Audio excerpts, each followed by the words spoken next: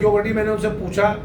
आपकी किसी से दुश्मनी है? भाई साहब कह रहा हमारी दूर दूर से दुश्मनी नहीं है, किसी से हमारा कोई लेना देना नहीं है, किसी से कोई ऐसी वैमनस्यता, कोई किसी से इस प्रकार की रंजिश नहीं है। इतनी बड़ी घटना, मैं ये बात इसलिए कह रहा हूँ बार बार आपके माध्यम से,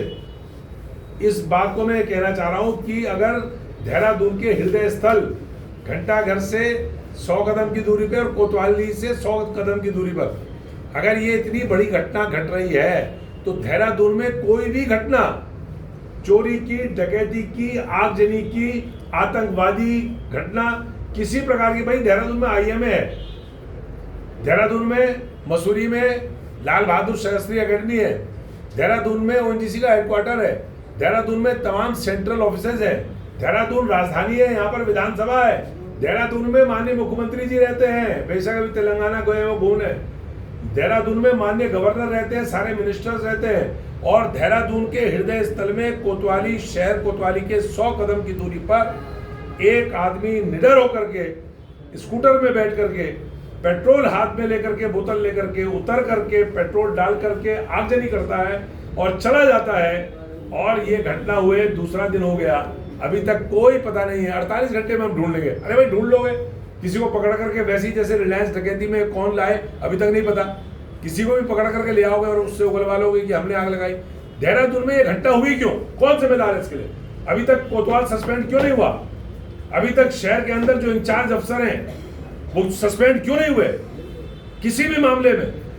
इतनी बड़ी डकैती हो जाती है रिलायंस में, कोई कार्रवाई किसी के खिलाफ नहीं। उसमें तो डीजीपी को सस्पेंड होना चाहिए था। राज्य के अंदर उस समय राजधानी में राष्ट्रपति थी यहाँ पर मौजूद, और उसके बावजूद जिस प्रकार से घटना हुई और घटना को हल्केपन में लिया गया, मैं समझता हूं कि ये आगजनी की घटना हमको, आपको, हमारी हम नागरिक हैं यहाँ के, हमारे लिए आई ओपनर है। देहरादून में कभी भी कोई बड़ी घटना हो सकती है, यहाँ की पुलिस बहुत गैर जिम्मेदार है और ये सारी जिम्मेदारी देहरादून की पुलिस पे है। आप अपनी पसंद के अफसर केवल इसलिए लाओगे यहाँ पर कि आप अपने मर्जी से पॉलिटिकल काम करवा लो, आप पॉलिटिकल दबाव बनवा लो। यहाँ पर राजधानी है देहरादून, और राजधानी में अगर इस तरह के अफसर रहेंगे कि उनके रहते हुए डकैती हो जाए, रिलायंस में दिन दहाड़े उनके रहते हुए देहरादून में इस प्रकार की आगजनी की घटना हो जाए, तो इससे ज्यादा शर्मनाक बात नहीं है। मेरा सवाल है राज्य की सरकार से, मुख्यमंत्री जी राज्य के गृह मंत्री भी हैं, तेलंगाना में प्रचार करने गए हुए हैं, उनसे मैं सवाल कर रहा हूं कि रिलायंस के मामले में भी उन्होंने किसी पुलिस अधिकारी के खिलाफ कार्रवाई नहीं करी, और ये मामला जो इतना बड़ा देहरादून के हृदय स्थल में हुआ है, इसमें भी अभी तक एक आपने सस्पेंड, कौन बीट अफसर था भाई, रात को कौन गश्त कर रहा था वहां पे, किसकी जिम्मेदारी है? आपने अभी तक कोई मतलब किसी तरह का कोई कान में जू नहीं रेंगनी किसी की। ये बड़ी शर्मनाक बात है, और ये कानून व्यवस्था देहरादून के हर एक नागरिक से मैं कहना चाहता हूं कि देहरादून में भारतीय जनता पार्टी की ये डबल इंजन की सरकार कानून व्यवस्था के मामले में जिस प्रकार से फेल हुई है, इसकी पूरी जिम्मेदारी राज्य की सरकार की है,